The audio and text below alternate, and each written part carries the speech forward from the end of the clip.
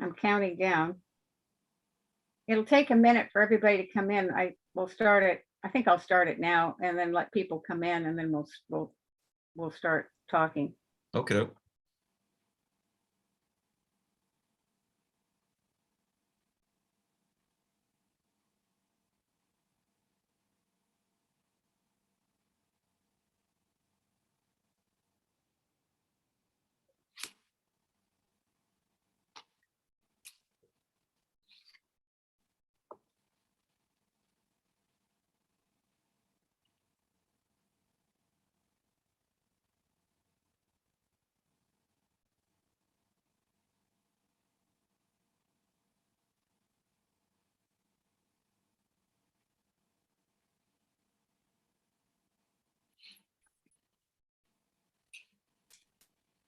This is Joan Conover of the Seven Seas Cruising Association.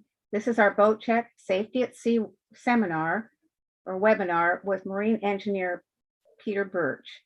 And I'll wait for a moment as I see our participants are building. This is also being live streamed to YouTube. I'm Joan Conover. I'm your host for the evening, and Peter Burch will be your speaker and panelist.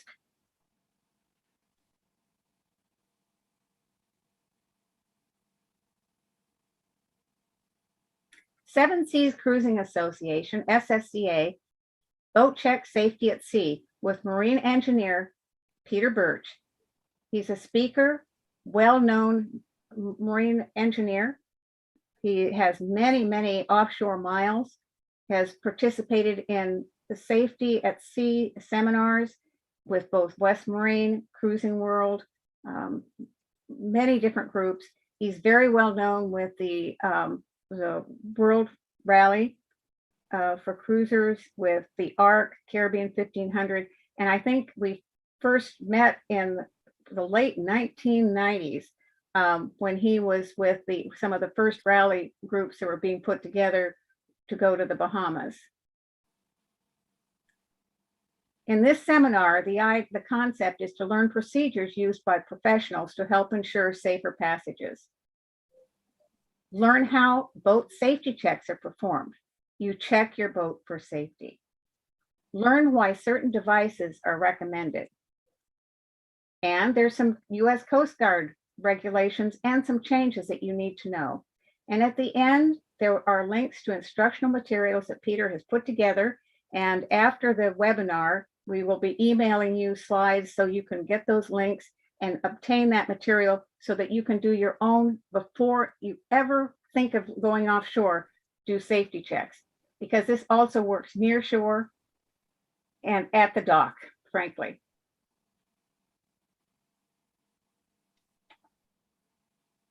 Again, this webinar, the focus is on best practices with examples with international standards. The goal is to educate cruisers on offshore aspects to be considered with or without a supporting rally. Many, many boats go offshore without rallies. It is not necessary to have a rally to be successful. It gives you a group you can work together with, a group of friends, and camaraderie that is probably one of the most important parts of a rally environment. And Peter can mention that. There are also some very supporting details of safety checks and other things that professional rallies do. And again, use these materials as a reference or checklist and customize it for your specific needs offshore. Again, you can see the checklists, they're being shared. Peter has been very gracious with that. Many of the items that are listed in here, if you go to SSCA as an SSCA member, you'll find discounts. Hundreds of dollars of discounts on maps, charts, weather apps, Sailrite, Ocean Navigator, Waterway Guide, Dan Boater, St. Brendan's Isle. So live your dream as we start getting our boats ready to go again after COVID. And with that, I'm going to turn this over to Peter. Thank you, Joan. Appreciate it. Welcome, everybody. Thank you, SSCA for having me. I hope everybody out there has gotten expectations to expand your horizons and go beyond the coastal areas or the bay areas that you've been sailing in, and go down to the islands, go around the world, whatever your aspirations are. The two main things that you have to understand when you're planning to go offshore is first, in this first slide, you are going outside the lines of quick and easy rescue. The red line that you see going down the coast and around Bermuda is essentially about 360 miles offshore.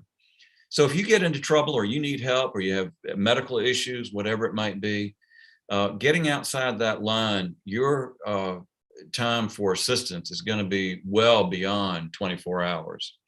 So you're going to have to be pretty much self-reliant as much as you can. No cell phone out there, no VHF out there. There is satellite communications. There is VHF ship to ship, that sort of thing, if you got anybody in your area. But you're very limited in your communications. Self-reliance is going to be essential. What that means is if you haven't taken it and you need it, you're going to be in trouble if you find it yourself in a situation that you need to have something like that. So having the proper tools. Essentially, you're going off into a wilderness, if you will, where we don't generally we don't live out there. If I'm in the wilderness right now, and if I go out in the wilderness and I get to a snowstorm or something like that, I could probably build shelter, maybe build a fire, at least get protection down in the woods. When you're offshore in the middle of the ocean, you don't have any resources that you can really use other than what you've brought. Next slide there, Joan. So that essentially means, being able to be self-reliant. The second thing that's critical that I think most people don't realize is that you are now going to be sailing 24 hours a day. You're not going to be taking a dock, a mooring, or anchoring, at 1,500 hours, 1,700 hours for your cocktail hour. You keep going and you keep going until you reach your destination. So you're sailing through the night. That's something to be respected and not really feared. It's really beautiful, gorgeous out there, full moon, or even, without a full moon, completely dark. You really get to see the shooting stars, and a whole different world really is before you. But it does mean you're sailing at night. Sailing at night, whether you're offshore, coastal, or even if I'm sailing in the Chesapeake Bay, it's a different ball game. And what we'll show to you is that the equipment that you currently have for your Coast Guard safety package is only designed for daylight use. It is not designed or retrofitted for offshore. So it brings in a whole new aspect of things that you need to prepare and modify. It's modifying, essentially. Some things you can get right off the shelf, but you'll modify things that you already have so you can be using it offshore. The second slide. So I got involved in this back in 1992. This is a manual sponsored by West Marine, 1992. That's one of the first safety at sea seminars, which was held in Hampton. And I think, Joan, you were involved in this too. Some of those back in the day. Yes. And it was Steve Black started, and Steve Black was the founder of the Caribbean 1500, and Captain Hal Suffolk, along with several others, got involved in this and started a kind of setting the standards, if you will, for what you need to consider for going offshore or going outside or sailing at night. And this was held down off Fort Monroe in Virginia on the Chesapeake Bay. And he would be on the shore with a amplified speaker system. And my first involvement was I was the helmsman on a Catalina 34. And we did the man overboard drills and the quick stop maneuver and that kind of stuff just right off Fort Monroe, demoing while he was doing the commentary. And I did that. I actually captained that boat in '96, I believe it was. But all the stuff that you see in 1992 was incorporated in what Cruise Rally Associates, which is the original 1500, starting encouraging and requiring people to have on their boats if they wanted to participate in a rally. And then other groups started realizing the need for recreational standards, and we'll be feeding off that and explaining that in a minute. Next one. So here, the next slide is two more of the Safety at Sea seminar books. Next slide there, Joan. There we go. 1996 and 2003. Again, it's still going on. During this time, the principals, Captain Hal Suffin, Herb McCormick, John Resimir, Captain John Bonds, Ralph Narangero, Betsy Gooding, they were all participants in this and really starting what any prudent sailor would consider necessary for offshore sailing, developing those standards and also working with the recreational manufacturers and that sort of thing, life rafts and flares and that sort of thing to help service the recreational market. Pretty much, at that time, the safety standards were pretty much geared towards the merchant marines. So here we are, 18 to 20 years later. Most all of your racing groups require standards of equipment and also standards of education. Remember, in racing, if you're not pushing the boat and the crew to its limit, you're probably not getting a trophy. So racers expect to break stuff. And through the racing, we have learned what breaks and and the use of this gear is used a whole lot more, and what fails and what needs to be modified to work better throughout the years. And that's kind of where the standard started. Next one there, Joan. So concerns for marine safety has its roots in the merchant marines, as I said, because of the concern of so many lives that were lost at sea back in the day. And it's impacted the standards of ship design, the safety equipment, and so on. An international convention known as SOLAS, SOLAS stands for Safety of Life at Sea, actually began, the convention was in 1914 to address marine safety. Again, merchant or commercial. Guidelines actually came out for SOLAS in about 1980. Concerns for racing and recreational vessels came into the spotlight after many tragic racing accidents. And you've probably read about them. There's several books on them. There's been a lot of publication on it. The Fastnet situations in Newport to Bermuda, Marin to Bermuda, the Chicago Mackinac race, Sydney to Hobart race. Again, this is racers, and if they're not pushing the boat and the crew and on the edge of breaking things, they probably want trophy. So we're cruisers. We don't want to push anything. We don't really want to break anything. We just want a safe passage. So at any rate, they're the ones that started creating these standards. And what that came out to be is creating an International Sailing Federation, the ISAF. And that was in 1996, ISAF came out. And they started adapting what is the prudent equipment to have for this type of cruising offshore. ISAF, you probably, if you're recently, and you'll see that it's all referenced here, ISAF, is now called World Sailing. ISAF changed their name to World Sailing in 2015. So that's kind of recent in today. So today, most all international racing, yacht clubs, racing organizations, groups use the world sailing requirements for those who want to participate and qualify to race. And some of the cruising groups have started adopting these if you want to be a participant in their rallies. World Cruising Club is one that does require in the safety gear, the minimum require, and we feel it's considered the minimum that you should consider for going offshore.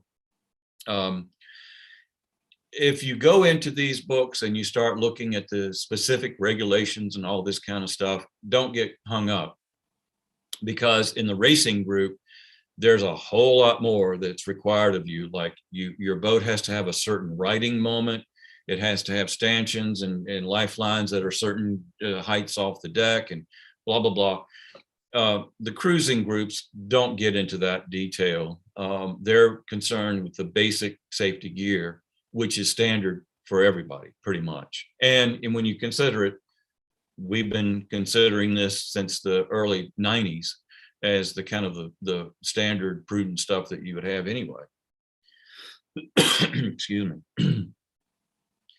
So where are we going with all this? Take the next slide there.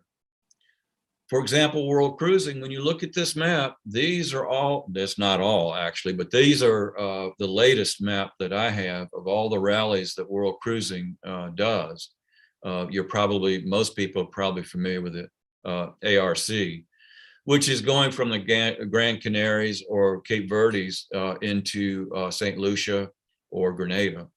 The map here needs to be upgraded because now there is a third transatlantic that's done in January coming over from Europe. And this is the European group, coming over for winter or a whole year or so, first in the Caribbean and then going up and enjoying the East Coast. Some keep going, Panama, around the world, that sort of thing. We also do around the world. We also do Maltese cruises and this kind of stuff up in the European islands and that kind of stuff. But anyway, when we're looking at requiring equipment for the minimum requirements to join a rally, once you have this, it doesn't matter any of these rallies, you've already got it and you don't need any more. All you have to do at that point is, if you want to continue on, and at the start of each rally, it is checked to see if it's there. And primarily we're looking to see, is it in date? Has it been serviced correctly? Are the batteries good? They haven't expired. It's that kind of stuff. Our veterans, and we have tons of veterans. I've been involved with families, for example, and actually done their boats. This one family I did 4 times because they came down from Canada. They went to the Bahamas. From the Bahamas, they came down to the Caribbean. From the Caribbean, they went to Europe via Bermuda on our crossing over the Azores, played around in the Med. They even played around in North South Africa, came all the way back in the ARC, saw them again down in Tortola for the return back up to Canada. And they had 2 daughters, and boy, was it a Cinderella story to see how that turned out. That was really cool. So it's kind of fun. I get to see them in many, many different rallies, and you see them come from the timid, a little afraid of, the Chesapeake Bay, there's places I can't see land, to, wow, the Chesapeake Bay is like a puddle compared to what we've been doing. And that transformation is really rewarding to see. Anyway, that's all the rallies that do. And there's many more. There's the NRAC that our good friend, oh golly, help me with this. Yeah, Hank Schmidt does. He brings a group down from Newport, and it's the Swan boat. Swan is a manufacturer, great boat. I've managed on one for about 8 years. But anyway, the Swan fleet comes down with him for chartering down in the islands. Joan, is he still doing that? I think he still is. I Yes, haven't. he is. And he's also leaving from the Chesapeake as well. Yeah, okay. But You he's might- been, sorry. Yeah, Peter, you might mention what's going on with the boats going through who are staging in Panama right now. We know that there's boats that have come from Europe. The World Cruising Club boats from the ARC, the Atlantic Right. Rally, are in St. Lucia. There was one Right. rally, the Viking Explorers. They had 22 boats that ended up in Grenada. Right. That was just this season.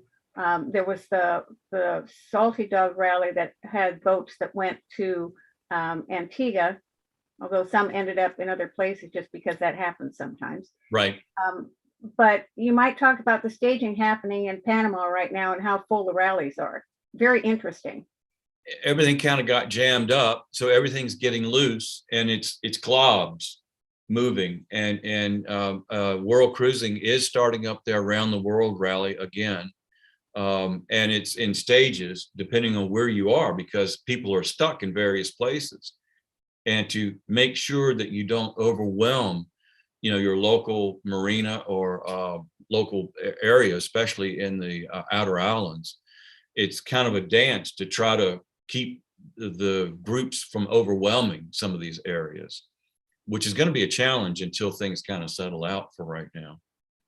Anyway, next slide. So when you join a rally, and if you're considering joining a rally, and as Joan says, you don't need to, you can do this. We've done it. I've done it myself without a rally, gone down to the islands 5 times, as I recall, right off the top of my head. But if you're joining a rally, what are you getting for it? I mean, that's what you really have to see. And with World Cruising, for example, there's others that will provide lots of support and materials and that sort of thing to help you plan. Because it's really complex. I mean, it's not just safety stuff. It's, you got to plan your crew, your meals, fuel management, getting the boat ready is one of them, forwarding mail. I mean, it just goes on, especially if you've pretty much ditched your house and you're now living on a boat. Anyway, with World Cruising, we do adopt the world sailing standards for the basic equipment, and it's all addressed so that you can see exactly what it is that you need to be able to participate in the rally.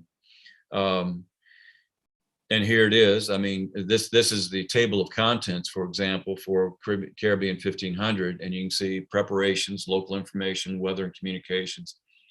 There are tons of sample water and fuel management plans, sample parts lists, sample medical kit inventories, pre-passage checklists for on deck or below deck. And then we get into rig check, what you need to consider doing, looking at your rig, destination info, country clearance requirements, that sort of thing. It's pretty comprehensive. It's everything that you can just about think of is in the manual. And what's near and dear to my heart, of course, Joan, is the next slide, is the safety stuff, because that's what I do. Back up one. There you go. And here it is. I mean, you can go to the World Cruising Club site. It's all right there. It's on every single rally. You're going to see this same type checklist. It's the same stuff. There's nothing different in it.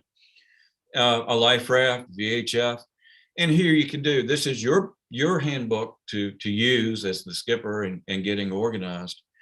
And when we come on board to just check a look, take a look and get you checked off that everything is what is there, this is what we'll do. If you checked every one of those boxes, it's going to be quick and easy. And it's really fun, because then we get to talk about, if you have any things that are been difficult for you to try to figure out. We have 70 combined years of rallying with experience of how people have done it in the past. Anyway, next page. So the check. Yep, we're going to visually look at every one of these things. And what we're looking for, the check is this, essentially. It's 3 things. We'll visually look at the gear to make sure it's there. And then we'll check, Is it in service? Has the battery expired? Is the EPIRB registration current?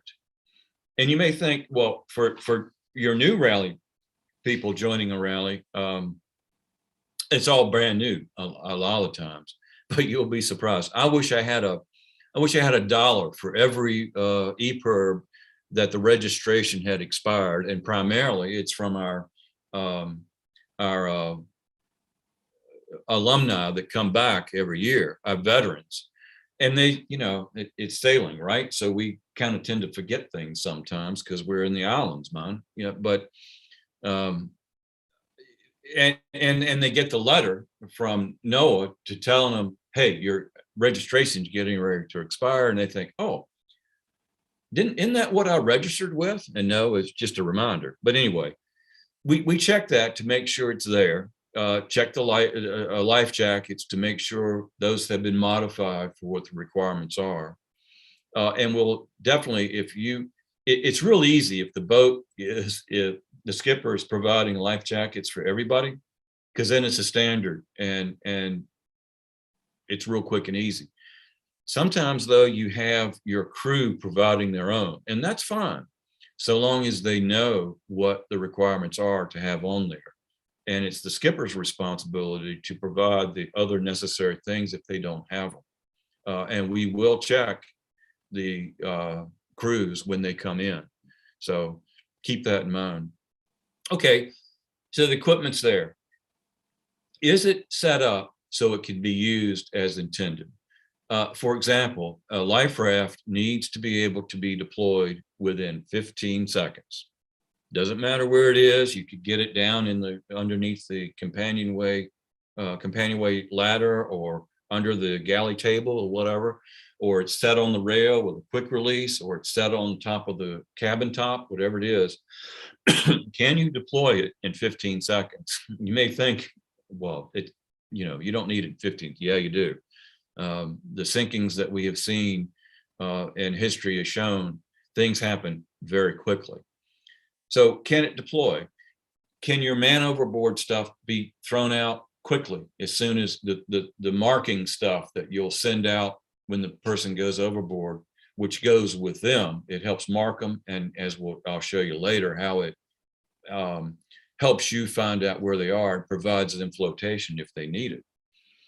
So make sure the gear is set up and designed so that it can function as designed. We've got lots of suggestions that can help you if you're having trouble with that, and it's not easy sometimes, depending on how your boat's set up. And then the third thing we do is we're a second pair of eyes. We've taken over our 70 combined years of rally experience, and we know where issues tend to be. And we'll just go visually take a look at those and see, maybe make a suggestion. You might want to look at this, or cotter pins are missing. You can't believe how many times I've found missing pins and things like that. We found cracks in forestays and just all kinds of things. Goosenecks on the mast where the boom attaches. The rivets were falling out of the plates that were attaching the mast to attaching the boom to the mast. Just a second pair of eyes to look things over that you might have overlooked. It's kind of cool. Every year there's a theme. And the first year I ever did this, it was the galley stove. There's two little rocker cylinders on either side of the stove, and it goes into this little bracket. And then there's a pin or a tab. The tab will fold out so that shaft can't come up. Well, the manufacturers throw the stoves in and they don't realize the tab is there, and it doesn't cost a thing, just a screwdriver, and it's kind of difficult to get it in there to bend that tab out. Bend the tab out, you're done. The stove won't jump out. But people really get their eyes big when I reach and grab the stove and the whole thing comes right out. Another year, it was stanchions. I would just go and just kind of tug on one. And I'd do it and whoa, came right out. Goosenecks was another year. It's always something, but it's just a second pair of eyes to go over things and to help you look at things that maybe you've overlooked. One note that I would make is that I get real nervous when people say, "Oh yeah, the yard just completely did all this for us," or it was a brand new rig. You cannot believe how many times we have found things missing when the yard or somebody professional is supposed to have gotten something done. I would suggest that if you have anybody else do something for you that's critical on your boat, when they're done, go and touch it, go look at it and see if for yourself that it's there and it's right. Okay, sorry, next. And here we are. This is the Cruise Rally Associates checklist, I don't know, from the 90s. And it really hasn't changed much. A lot of things have become incorporated with other stuff, but it's all there. Has been there for day one. In summary, really, the safety check helps. What we're trying to do is help the captain create a safety ethos for himself, for his boat, and for his crew. A lot of times the captains would love to have the crew join us. And of course they get to touch everything and see it. And he can say, and this is how I want to deploy it. And this will be my direction and that kind of stuff. And that's wonderful. Love to have the crew there when we do this. Okay, so. Peter, I have a question. Yep. Okay, so I've got a checklist and we're thinking, I'm doing this as an example. Mm-hmm. So I got my boat, we just got out of the yard, we checked things out, it's in April. I can take this checklist and kind of go over it and see what's missing and check things so that I can work on pieces and parts before I really have to go do an official check. Right. Oh yeah. Rally, or it maybe it's a group that maybe you're doing it by yourself, but at least you could go and do things ahead of time, because it's amazing how many people don't do things ahead of time. Right. EPIRB registration is one of them. Yep. Like you picked up. And just like you say, the time to do these things is not when you show up or you're getting ready, you're 2 days from going offshore if you're going by yourself. If you've got major systems that, you're changing out an engine or you're putting in a new system or new electronics or something like that, that should be done 6 months before you go anywhere so that you have a chance to flush out any problems with it. This is kind of like your last minute, just a reminder of what you need to have and that kind of stuff. Right, that's exactly. So what we hear, back up a second, what I'm seeing and experiencing sometimes is some shortcomings about people saying, well, the captain's responsible for boat, the captain's responsible for the safety of the crew. Yeah, that's all true, absolutely. So why do we need all this kind of stuff? He'll make sure we have it. Well, that's easy to say. And one of the cop-outs is, well, the captain's responsible for making sure it has all the Coast Guard stuff. Yep, they sure are. But I think you're going to be surprised to learn that when you start going offshore, the Coast Guard doesn't require anything like that when you go offshore. For example, if someone says, well, just do the Coast Guard requirements and you're good, the Coast Guard does not require you to have a VHF radio on the boat. It's not required. Coast Guard does not require you to have a bilge pump. They don't require you to have searchlights. They don't require you to have radar reflectors. They do have a requirement for a crew overboard throwable cushion, and we'll go into that. The only thing that the Coast Guard really does require that applies to night sailing is your navigation lights, of course, and your requirement to have some sort of visual distress signals that you can see at night. Other than that, there's no requirements. So to say that you need to meet the Coast Guard requirements for this passage offshore is woefully unprepared.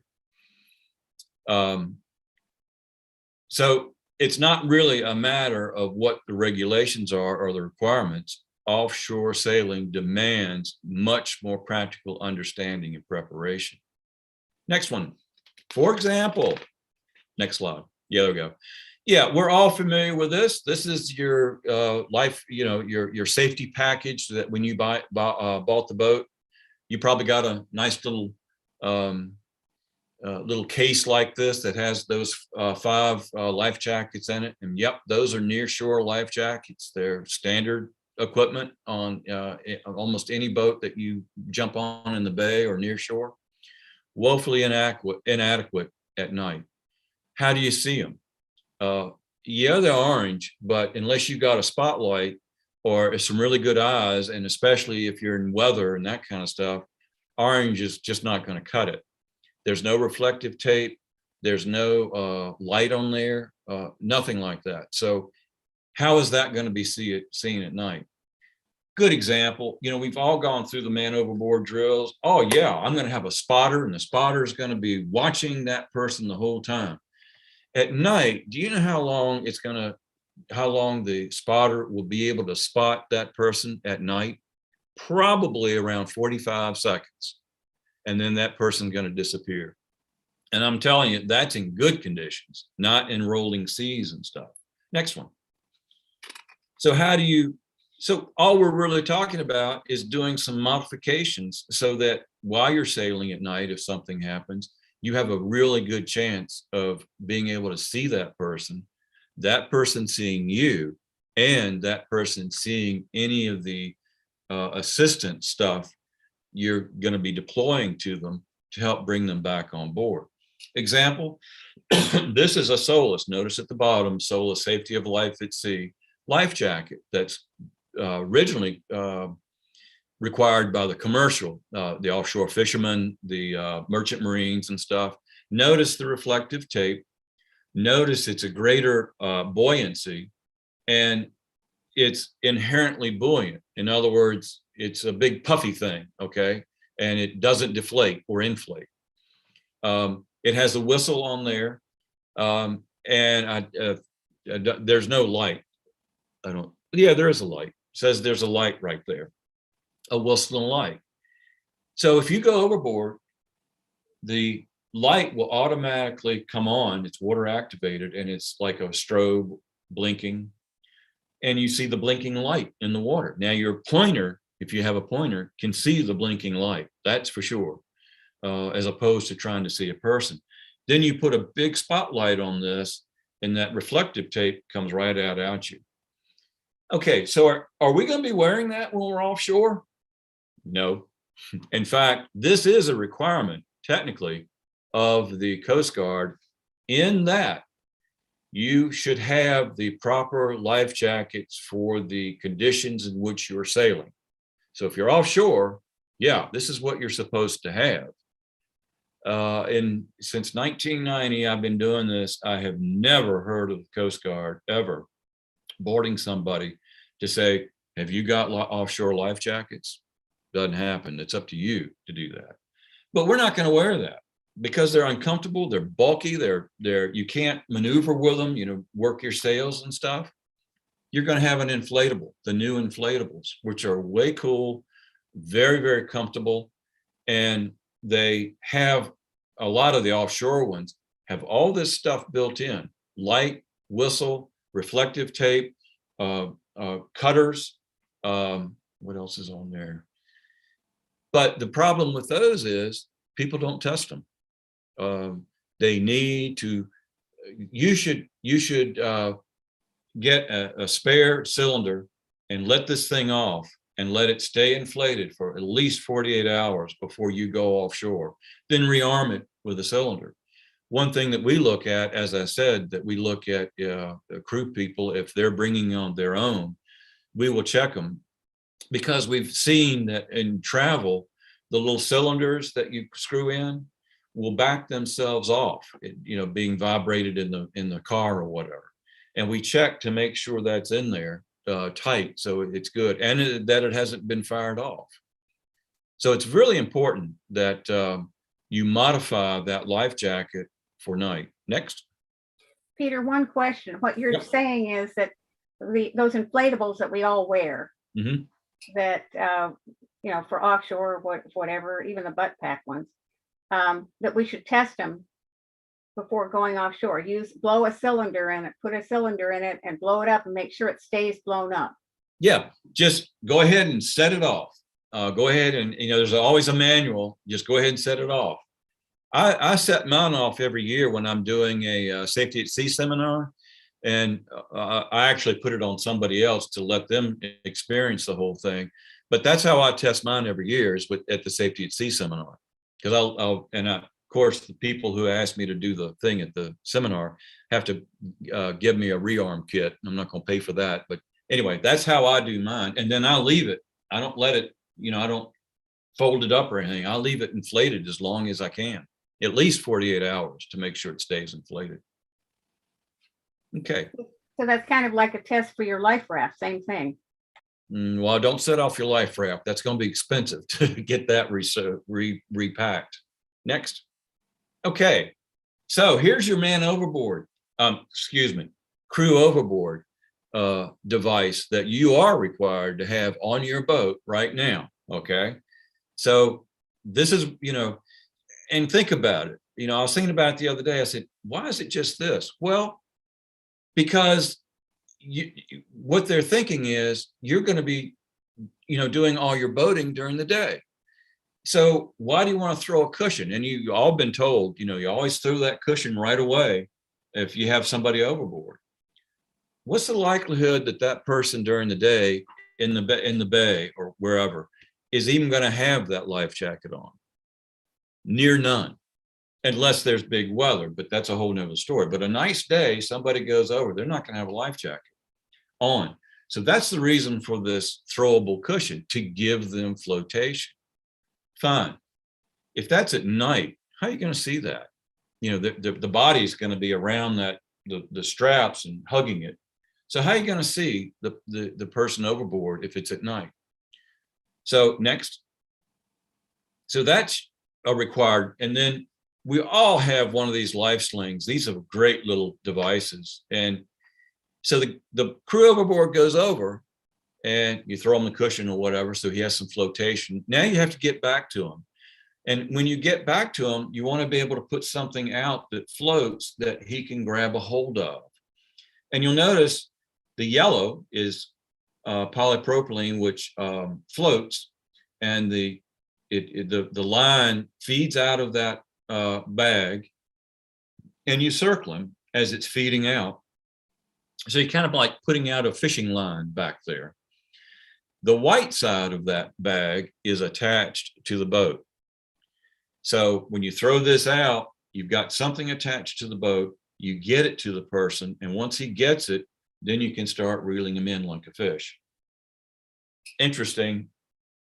Can't tell you how many times I've seen that white line, which is the bitter end, not attached to the boat. In fact, a very professional charter company that my nephew in California charters every year.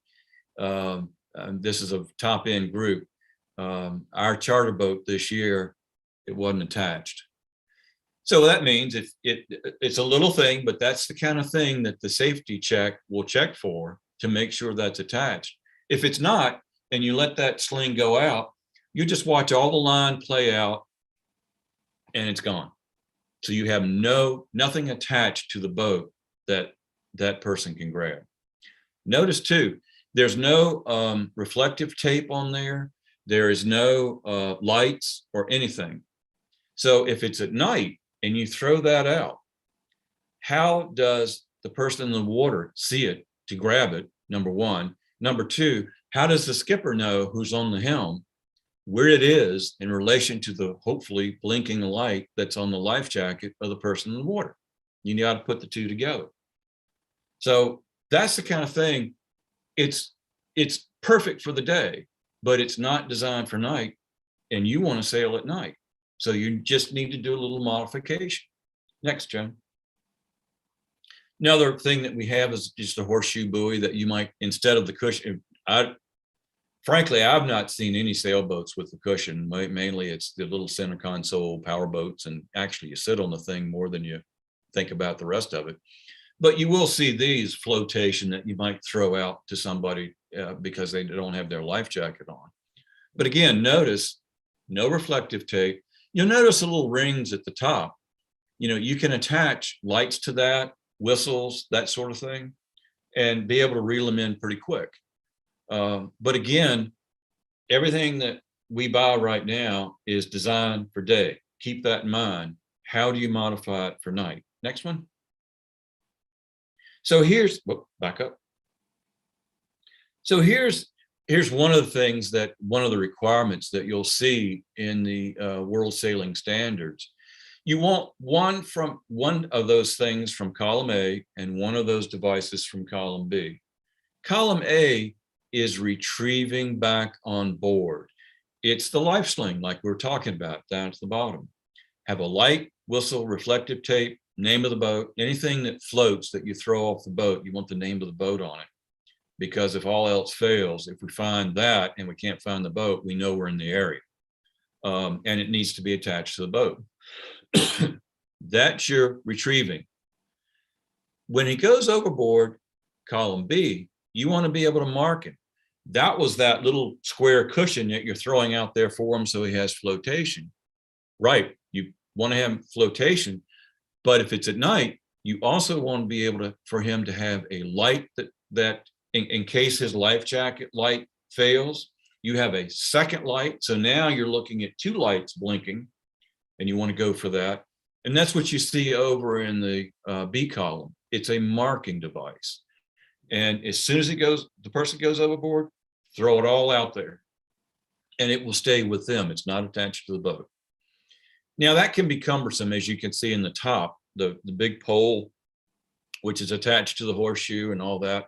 Or they've got, this is in modern day, the neat stuff that they've developed for the recreational market for offshore sailing and at night.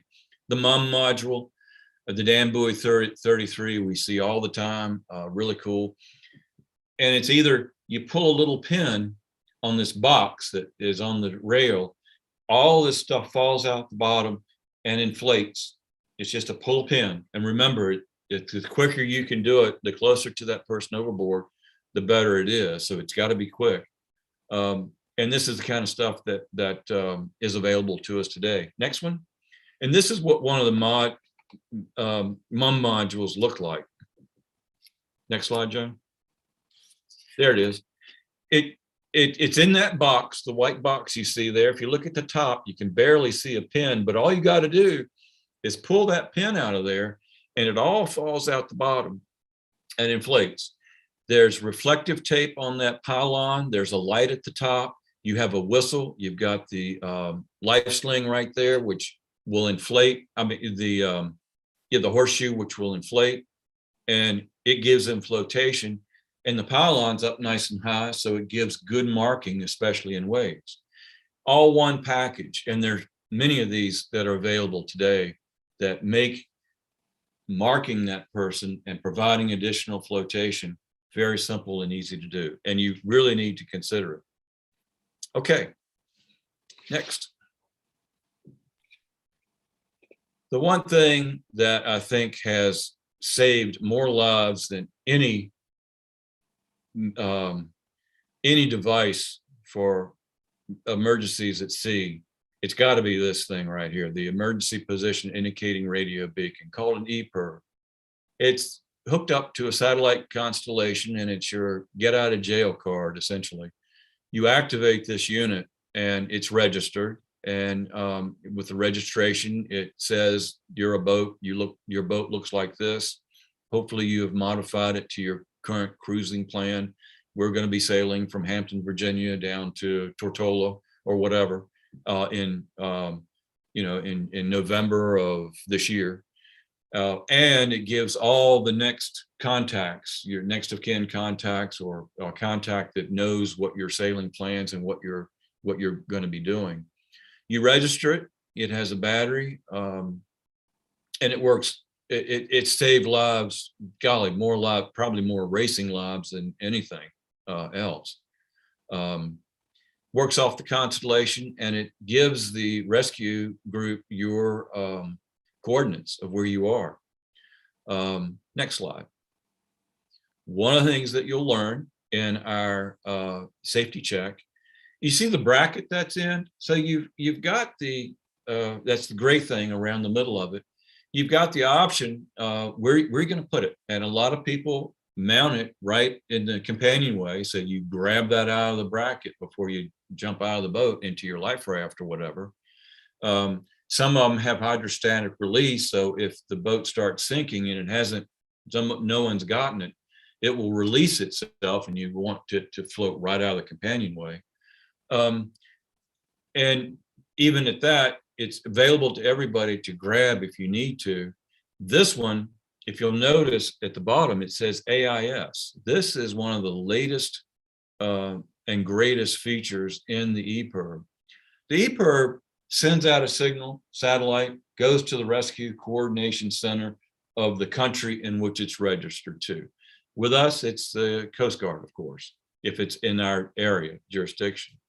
Well, that's a long way away, and then they have to send out the search planes and all that kind of stuff to try to go find you at those coordinates it's telling you you are at. AIS is an additional radio that's now built into this that most all boats have, especially the commercial ones, that is transmitting on your VHF radio. It's transmitting that you are vessel so-and-so, the name of the vessel, how fast you're going, what direction you're going, that kind of stuff. With the EPIRB, with the AIS built in, it sends off a message that this is an emergency in a boat located right here. So within VHF range, if you have boats around you, now they can see that you need help. Not just the satellite who has to go find you. AIS brings it local to any boats that are within the receiving range of that AIS. Back to the bracket, one thing that we talk about is some people won't mount it on the, mount it in the boat somewhere. They put it in their abandoned ship bag, just like that with the bracket attached. We encourage people don't do that. And the reason is the bracket keeps the unit from activating. So if you put it in the bracket, put it with its bracket in your abandoned ship bag, and then you set it off, you think you're setting it off, but it won't activate. It's still in the bracket. So if you're going to not mount it somewhere, take it out of the bracket and put it in your abandoned ship bag with no bracket. That way, when you set it off, it's going to go. Okay, next. Yeah, one thing, Peter, Yep. the EPIRB should go with the crew in life raft and everything else, because it sends out a homing signal for commercial vessels. That's kind of important too. Absolutely. Oh yeah, absolutely. So this is I really thank Joan for this. Brought it, back it up there one. This impacts every boater, every single boater, no matter if you're going offshore or not. And thanks for Joan for bringing this to my attention. I have been concerned about fire extinguishers for a long time on boats. Yeah, we look at them and we look at the dial and the needle's good, and sometimes they're all rusted and stuff. I mean, it's the most ignored thing in the whole boat, really. Especially, I guess if you need it, you need it, but you don't pay any attention to it. You never even look at it, really. You never even check it. Well, now the Coast Guard has decided that they're going to give a 12-year life on them from manufacturer's date, and then you're going to have to replace them. And I think that's a really wise choice. And the regulation for boats, no matter if you're offshore or not, goes into effect April of this year. Okay, so what are the requirements? First, it has to, if it's in a boat, it has to be designated for marine. Next slide. And how do you know? It's kind of hard. If you look in the circle area, you'll see down there, it's a chemical fire extinguisher. I'm looking at the one on the left, tested. And then it says marine type, US Coast Guard. Okay, type BC size 1. Well, there it is. It's a marine one. The one on the right says, and it's in big type there, marine type U.S. Coast Guard.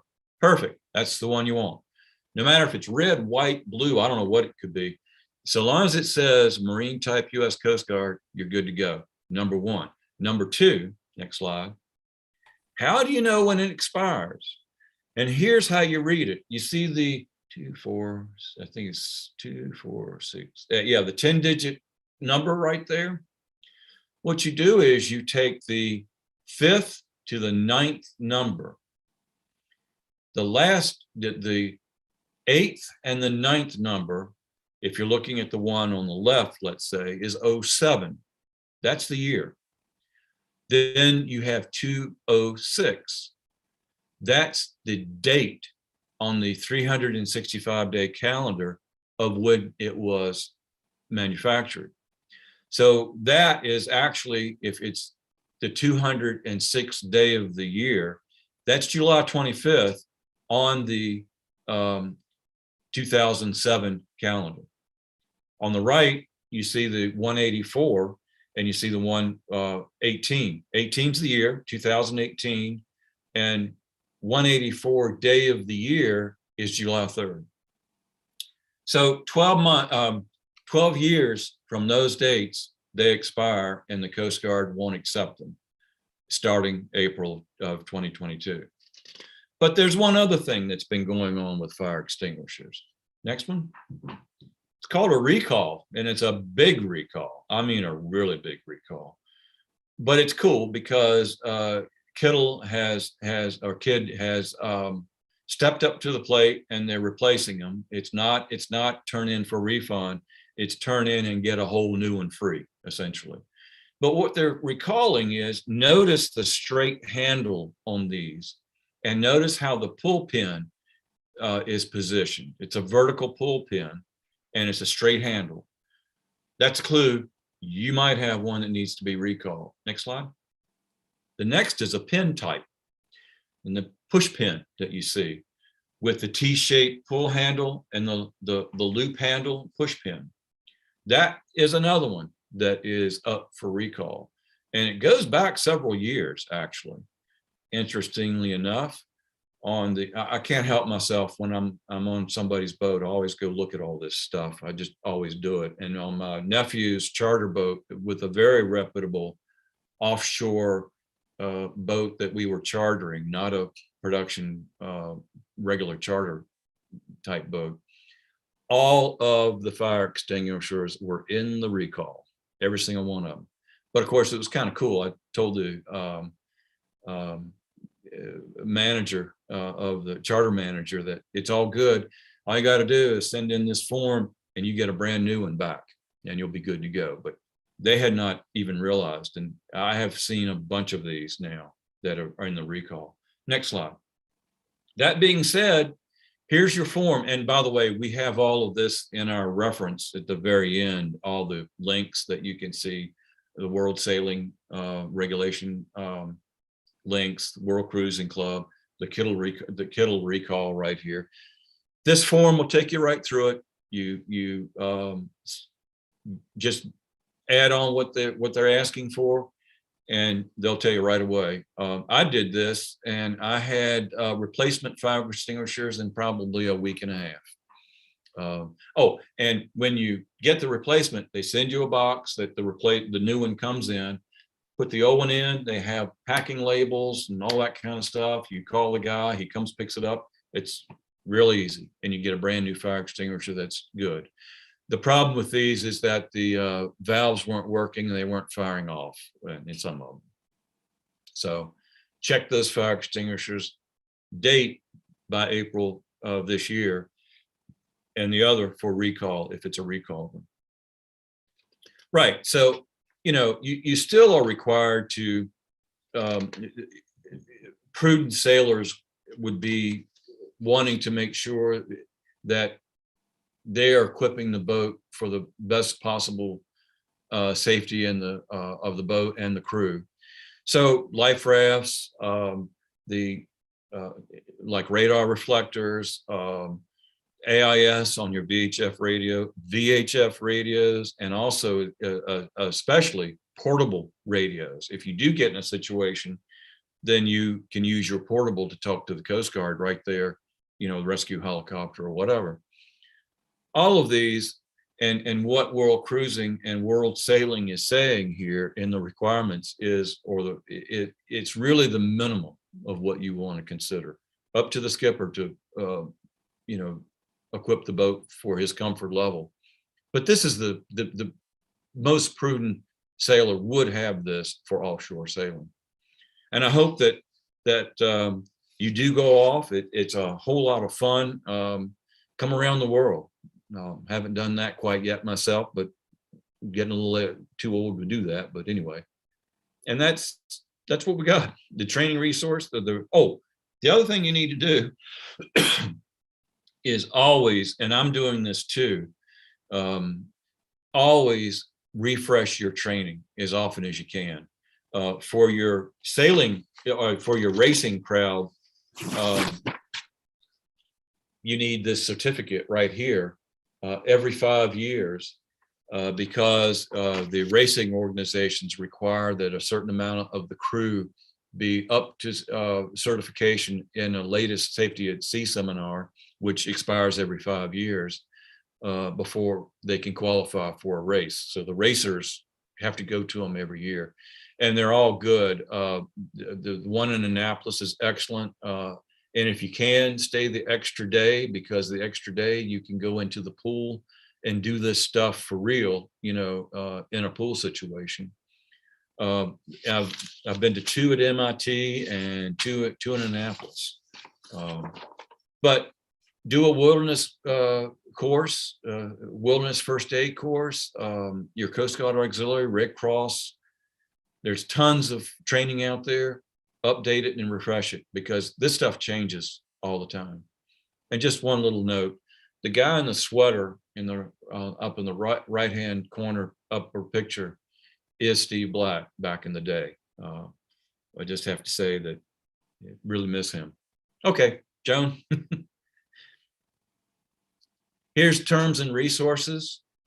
The reference to SOLAS, the reference to world sailing, US sailing, EPIRB, the terms, PLB, and the difference between a PLB and an EPIRB, the AIS, crew overboard, man overboard, person overboard. There's all kinds of terms that are used.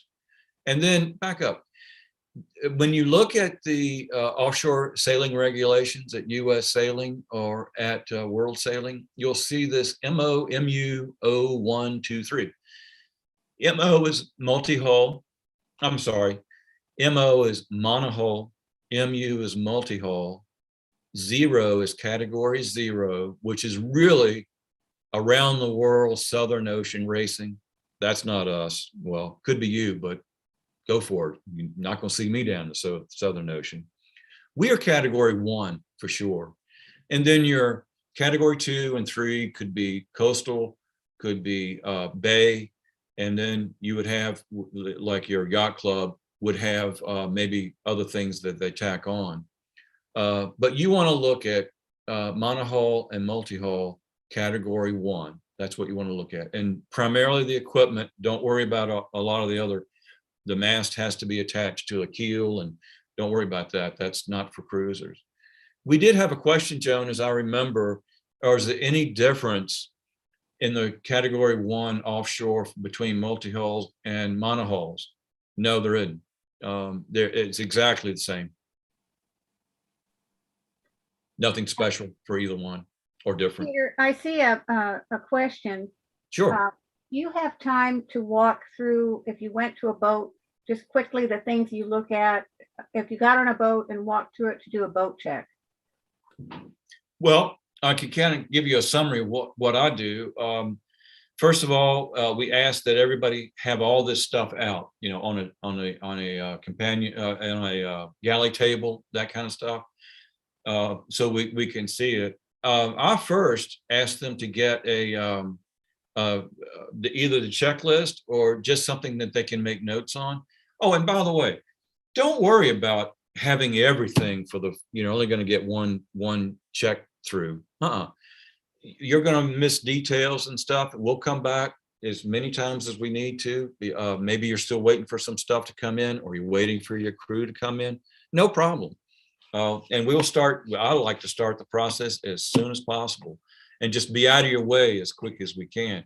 But while you're getting that together, and maybe you have your crew getting together, I'll start walking the deck and look at things around up on the deck, and I can start checking off things like right away. I mean, bingo, the life sling. Oh, what is your 2-man overboard things you have to have? You know, your retrieval and also your marking. I can go and look at those, and then I'll bring the sling out so I can see if it's got the light and reflective tape, boat name on it, that kind of stuff. And then we just kind of walk through it. And we'll take as much time as they want, and we'll share as much as we know. If they're, when we look at things, we may say, hey, have you thought about maybe doing it this way? Or, I just saw so-and-so, they just have the same type situation, and this is what they did. You might want to talk to them about how they feel about that. I remember one time, one of the things that was really strange is jack lines. We check to make sure your jack lines are on there. Well, this was a multi-hull, and it was a big multi-hull. They came out of New York, and a great group. They had the jack lines, if you can imagine, Joan, in the aerial. And you got big cockpit in the back, and it's big, wide open space. They had run their jack lines overhead. And I'm thinking, oh, when I first looked at that, and I thought, oh my God, somebody's going to get hung. But when I started looking at it and, attaching myself to it and walking around, it kind of made sense. And I asked them, I said, they said, we looked at every way to do it, because if it's down, we have no attachment points. That's the biggest problem in multi-hulls. There's not attachment points in that big aft or salon area outside. And they said the overhead, and he said, we used this coming down from New York, and we were very comfortable with it. Cool. Works for us. You're comfortable with it, I'd never seen that, and I've never seen it since. But I could see what they were saying, and it really made sense. So we'll look at that, and then we'll pull out the stuff. You need to have through hulls, a wooden plug on your through hulls. Just give me an example of one that I can take a look at. We don't take the boat apart. Most of the time, the boat is completely apart anyway, and it's a disaster. Standard procedure. We're so used to that, because you're switching things around so you can make more room for revisions and, oh man, and crew stuff and all that. I mean, it's pandemonium, but that's cool. That's the, no problems.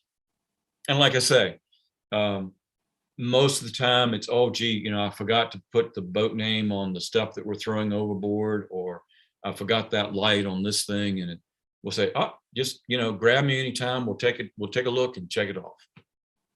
I have another question from David Jones, and anyone else who wants to ask questions, Peter can answer. David Jones says, do you have an opinion on using dye penetrant inspection on stainless steel rigging? One thing that I will say is that the first thing I say when we're looking at the above deck stuff is we are not rig inspectors. And that is something that if you never had your rig inspected and you're going offshore, critical, absolutely critical that you have that done. We're going to look at stuff that we know has given us problems in the past, and we look for signs. An example would be the coated lifelines, the nice white coating that's on the lifelines. Well, if you'll notice, sometimes the lifeline gets cut or braided out, and all of a sudden you're seeing all this rust around it. We'd say, hey, you might want to, consider looking at that, because the problem that you have is you can't see the corrosion that's underneath it. We're looking for the obvious kind of stuff. We're not going to go up on the rig, but we're looking at areas that we know have given us issues in the past. The dye is, it depends on what you're rigging. Is it swedged? Is it compression type stuff? There's different kinds of rigs. I would say get a qualified and reputable rigger, and make that investment. Last thing you want to do is lose your rig. That makes for a bad day. We have another question from a Richard Cordovano. He says, how exactly are the bungs supposed to work, the metal, wooden plugs? Isn't a hose failure most likely? Yeah, what happens is, well, if it's hose failure, fine. You go to the through hole and you stop it at the through hole right away. The problem is if it's a if it's a hose, it may be above the water line. So who cares? It's below the water line where your through holes are. We're looking for two things. We'd like to see the bungs there. And that does two things. First, you have one for every through hole. So you're not going to a package somewhere and trying to find one. The second thing is you have pre-sized it so that you have the right size right there. It's as easy as getting the wooden plug and just, your blue painter's tape, and just paint it or tape it to the hose right there. The problem with through holes is when they let go, it's a fountain, and you'll be surprised how much water comes in a short period of time, big time. Yes, we have had through holes fail in the rally. Oh, absolutely. Yep. I have another question from David Jones. I used to have a boat where these top lifelines were removed and replaced with solid stainless tubing. When I've looked at the offshore regs, they don't seem to talk about this option. Do you have an opinion on solid top rails as lifelines rather than the standard cable? Where you're going to see in a lot of your offshore boats, the aft section of your railing is the solid tube. The problem with solid tube around the rest of the boat, i.e. midships up forward, you touch something with it, a piling or something at a dock, it's not forgiving like your stainless lifelines are. I have actually replaced, I do boat work for people, and I've actually replaced 4 bow pulpits in the past, because when they get tangled up and they crimp out, and then they're no good. You can't straighten them at that point. Whereas with the wire, it just kind of bends and maybe has a little crook in it. And the wire is so much more forgiving. Generally, you're going to see sometimes not actually midships, probably 3/4 of the way back, the last third of the aft part of the boat would be your solid tube. Peter, thank you for that. So a takeaway for this presentation, I'll go to the last slide here. Oh. Which is, this video will be on SSCA's YouTube channel. And of course, Peter, you get a copy of it. Thank you. But the takeaway from this is that everyone who attends can put slides together with the links and the information and the resources and send out to everyone who's attended. But basically, you can take a checklist. You can work through the different topics. I really like the Cruising Rally Association, that early checklist, 2007. Well, it was developed earlier than that, but that has everything in it. Talks about what you need to check, what you need to know, and talks about the emergency drill with your crew ahead of time. Because a lot of times you get crew that comes in at the last minute and no one knows where things are, and that's a safety issue. Because your captain, who's supposed to know everything, maybe something happens to the captain. So it's a team on a boat. Yeah. But thank you very much. Does anyone else have any questions? If not, we will say good night. Thank you very much, Joan. I appreciate it. And